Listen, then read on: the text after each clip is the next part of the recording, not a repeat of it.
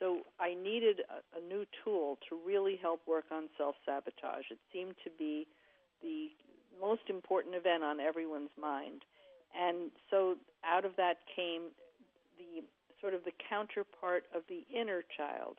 If you think of the inner child as the part that's been wounded by abandonment and that feels the hurt and the fear and the insecurity, you can think of the outer child as the part that acts that out in a way that sabotages our relationships and our goals. And so that's how outer child was born, so to speak. So, Susan, it's interesting how people with abandonment issues, like you said, they tend to self-sabotage. But why would we do that, especially if we don't have anyone taking care of us? We really need to take care of ourselves.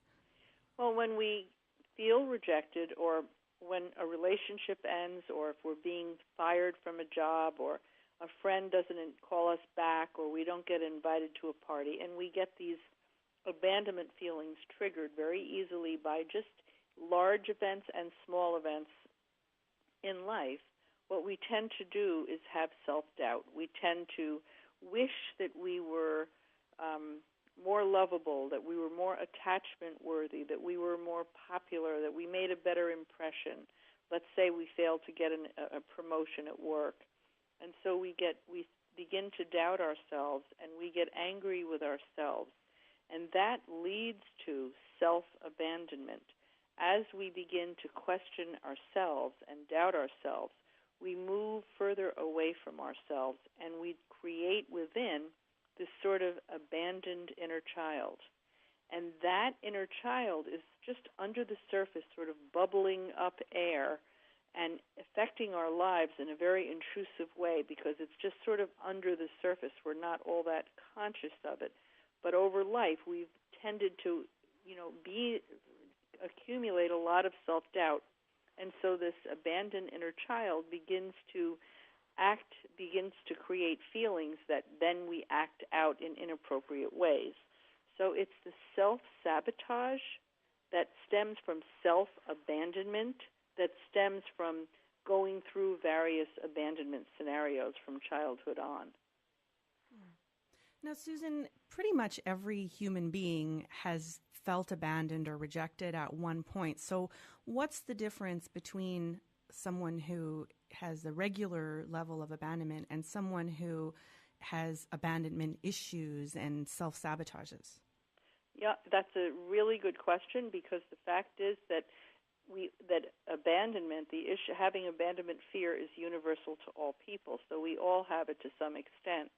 And what's truly ironic is that some people who've never had any abandonment issues that they were conscious of before can have a full-blown reaction in adulthood when there's a rejection or a breakup or something of that sort. So the answer is that even people with ideal childhoods and wonderful parents and coming from families that were loving can have very strong reactions. So part of the answer is that it's universal to all people. But if we did have difficult childhood, let's say our parents were alcoholic, that would give us sort of a chronic, abandonment scenario where our parents aren't emotionally available to us when we need them. We tend to have a rougher time in adulthood.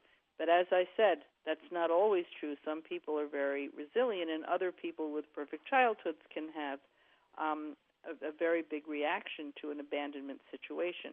The same is true for self-sabotage.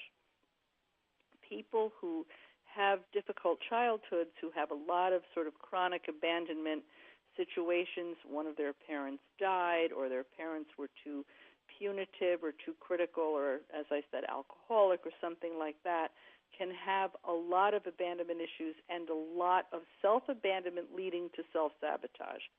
But all of us self-sabotage to some extent. There's not a person alive who could possibly say that they don't have self-sabotage going on at some point. Everyone procrastinates about something, or may avoid a task that's unpleasant instead of taking care of it. So these things tend to be across the board. We can all benefit from overcoming the self-sabotage. We can all benefit by healing the abandonment